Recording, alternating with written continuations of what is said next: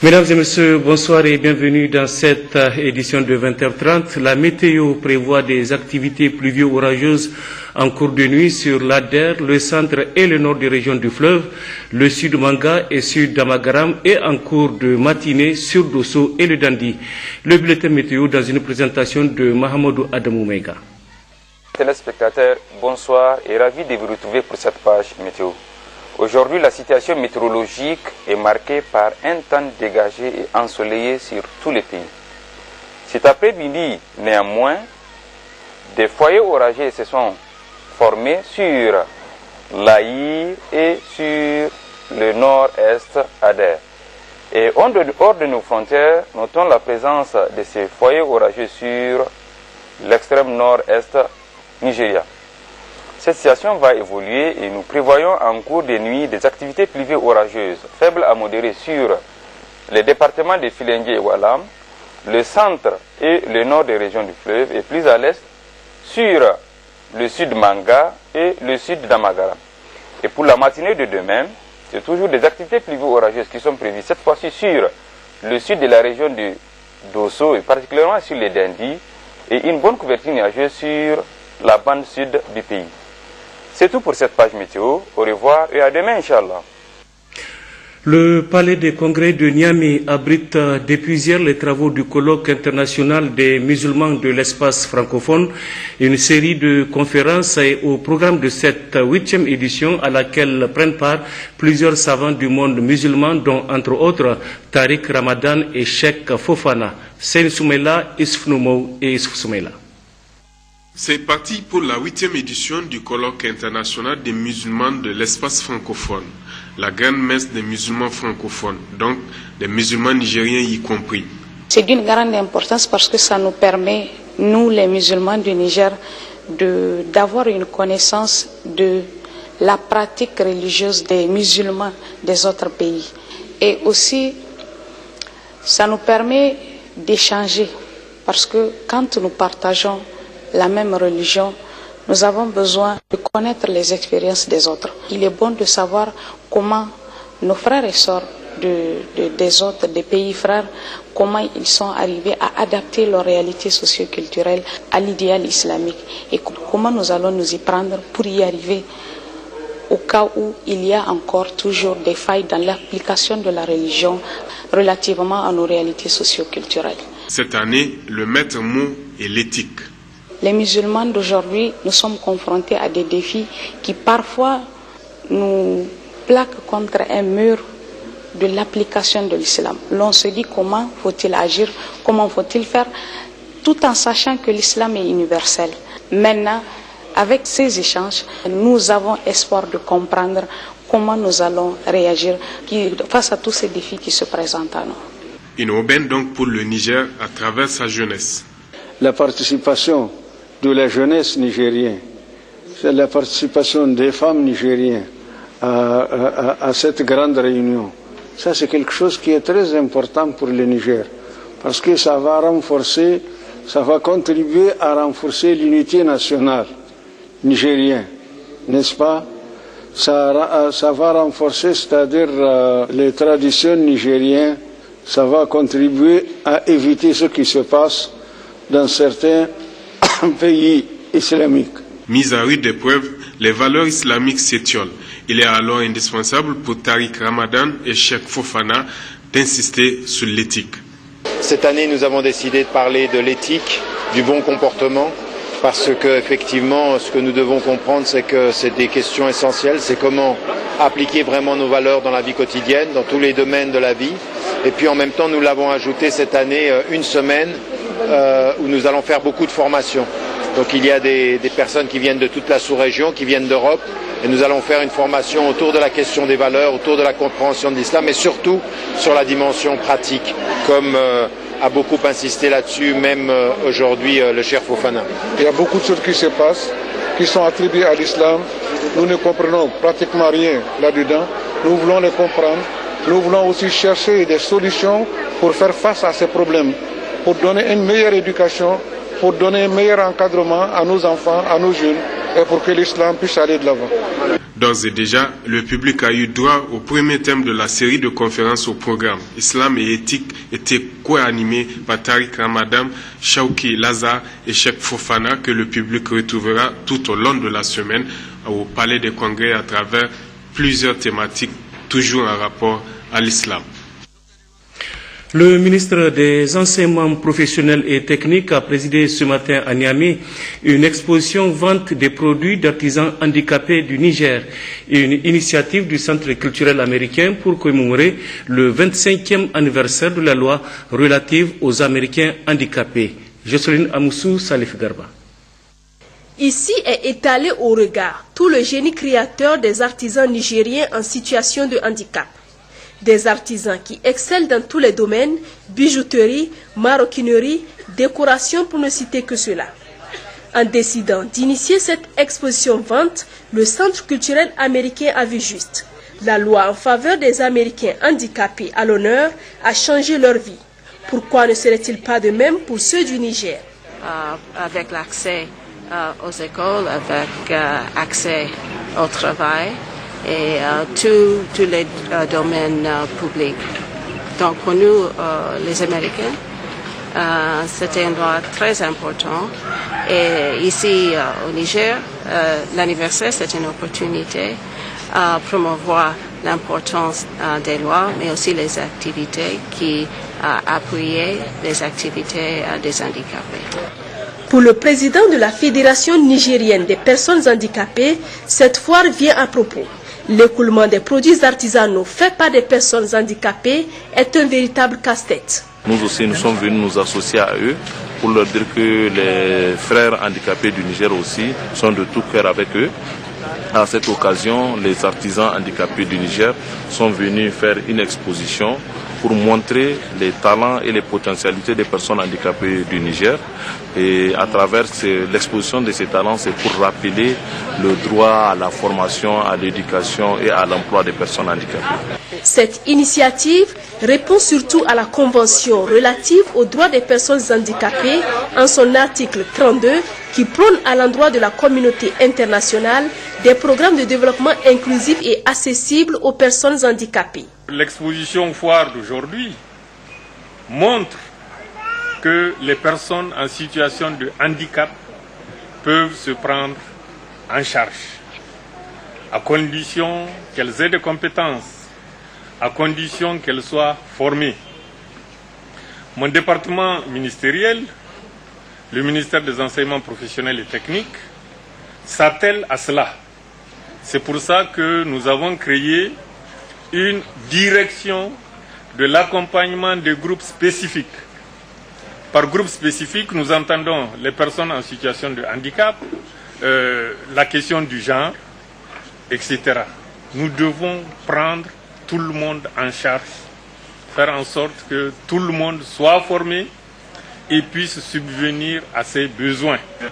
Une visite guidée des différents stands et de la bibliothèque du Centre culturel américain dénommé Rosa Parks, suivie d'une projection de film sur le vécu quotidien de quelques personnes handicapées. Film intitulé Ma vie, mon combat, réalisé par le cinéaste nigérien Djingare Mega, ont été d'autres événements marquant la commémoration du 25e anniversaire de la loi relative aux Américains handicapés. Une mission d'audit technique et financier des activités de reboisement dans le cadre de la mise en œuvre de l'initiative 3N pour la période 2012-2014 vient de séjourner dans la région du Dosso où la mission a effectué une série de visites dans les départements de Dosso et de Tchibiri. Récit Manu El Aïssido et Mourabdou. Cette mission d'audit technique et financier commanditée par le président de la République et l'instance du comité interministériel d'orientation conduite par le docteur Manzo Aboubakar, conseiller technique à la présidence, a pour objectif le contrôle des réalisations au cours de la période 2012-2014, volet environnement du programme Initiative 3N, mais aussi de constater les résultats, recueillir les impacts et effets socio-économiques et écologiques en s'entretenant avec les populations bénéficiaires, les autorités locales et les cadres des services techniques en charge de l'exécution des travaux. Ainsi, elle s'est rendue successivement sur les sites biocarbone du plateau de Gramouzou et celui du programme Gomier à Magarza dans le village de Lido, commune rurale de Guéchemé, département de Kibiri, et sur les sites de récupération de terres de Tunga et Tomboseda, dans le département de Dosso.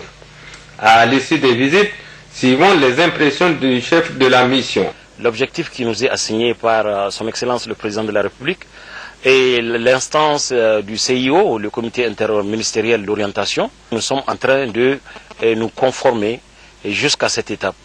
Et nous constatons effectivement la réalisation des activités du volet environnement avec des degrés d'appréciation qui sont assez intéressants. Par rapport à un des objectifs de cette mission, celui donc de constater l'impact produit par ces réalisations. Vous avez eu aussi à partager avec nous le témoignage des populations, des représentants de cette population qui sont bénéficiaires. Je tiens à rappeler quand même que tout ce qui a été fait, c'est au bénéfice de cette population, également pour permettre à l'environnement, aux services techniques de l'environnement, de pouvoir recréer, revitaliser la base productive que la terre.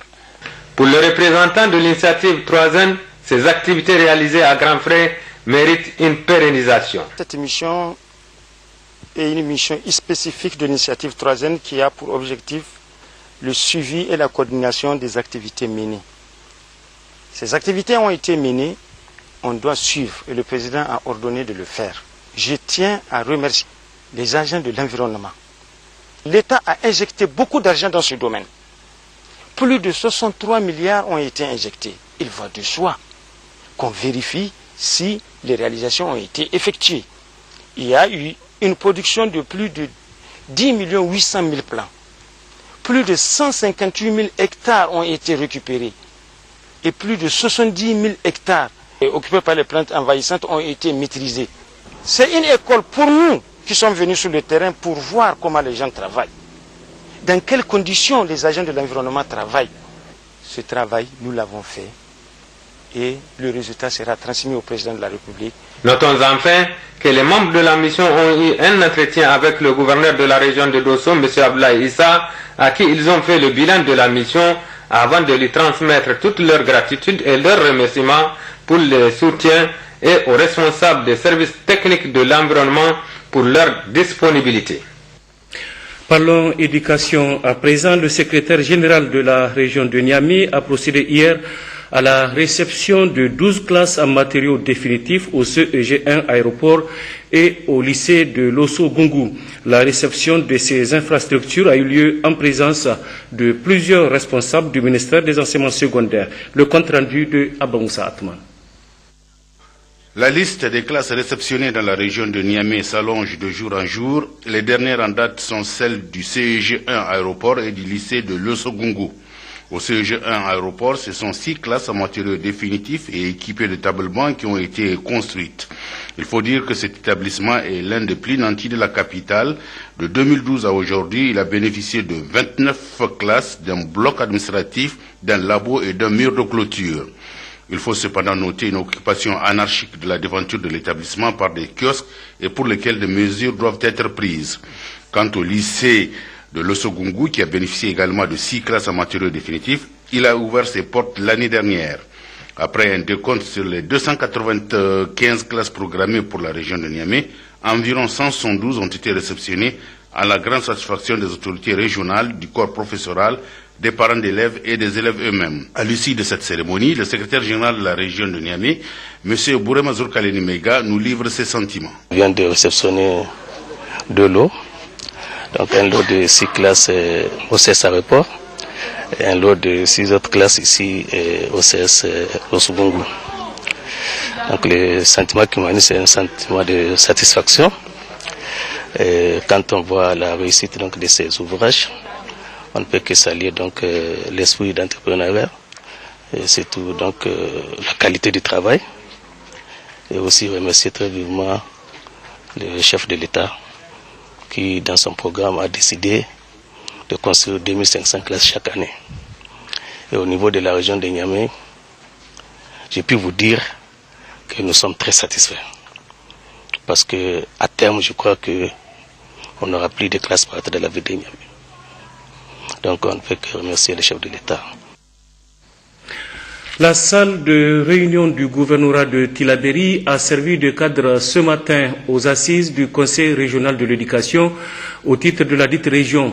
Des assises qui permettront d'abord de faire le bilan de l'année écoulée et ensuite faire des propositions pour une bonne rentrée scolaire 2015-2016. Récit Salamatou Bada et Jibono. Cadre d'échange, de partage d'informations, mais aussi et surtout instance de prise de décision. Cette réunion qui a regroupé les autorités administratives des différents départements de la région de Tillabéri, acteurs intervenant dans le domaine de l'éducation, projets ONG et associations, aura permis de faire le bilan de l'année écoulée, de faire des propositions pour une bonne rentrée scolaire et un bon déroulement de l'année à venir. En ouvrant les travaux, le secrétaire général de la région Moussa Moussi a indiqué que notre pays, le Niger, pour matérialiser son engagement politique en faveur de la scolarisation pour tous et dans le souci de respecter les différents accords, s'est doté d'une loi d'orientation de son système éducatif, l'OZEN, en 1998 et élaboré des programmes parmi lesquels le programme sectoriel de l'éducation et de la formation et le programme de la renaissance du président de la République. Ces documents visent, a-t-il ajouté, à concrétiser le droit à l'éducation pour tous et à promouvoir une éducation de qualité prenant en compte des préoccupations de la stratégie de réduction de la pauvreté ainsi que les objectifs du programme de développement économique et social. L'année scolaire 2014-2015 s'étant bien déroulée grâce à la détermination de tous les acteurs de l'éducation et autorités régionales, le secrétaire général de la région Moussa Moussi les a invités à examiner l'ensemble des problèmes qui assaillent une éducation de qualité pour tous. Les résultats enregistrés à l'issue des examens de fin d'année, on ne peut plus satisfaisants comme l'illustrent ces différentes présentations.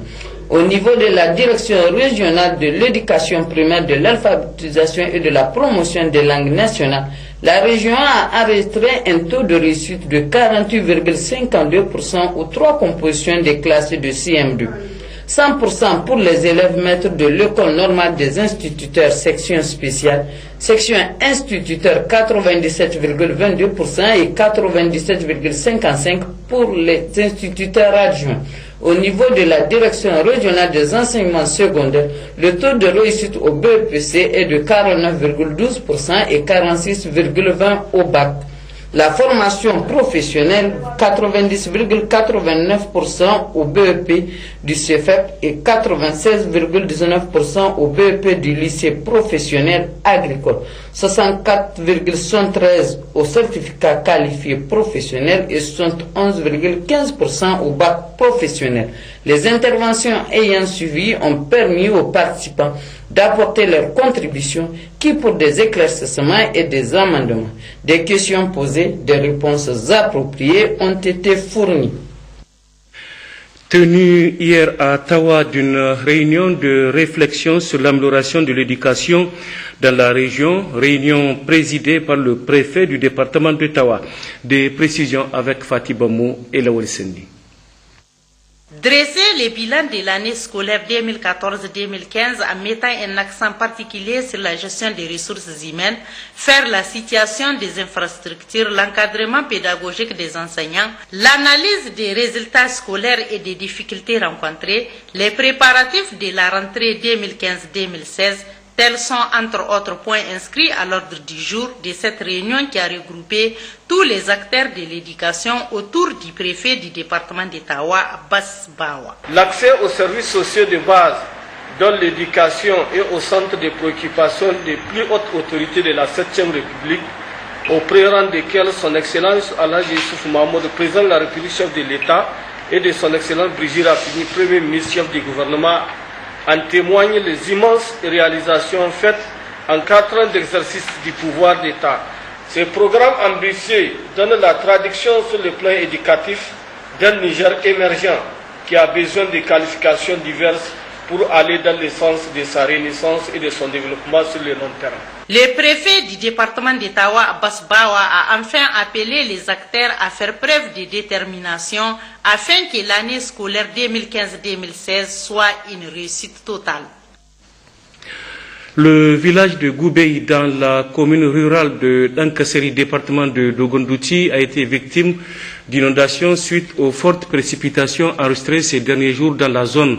Les autorités départementales et régionales se sont rendues sur le lieu en vue de constater de visu l'ampleur des dégâts. Récit Issa Saleh et Habib Bakou.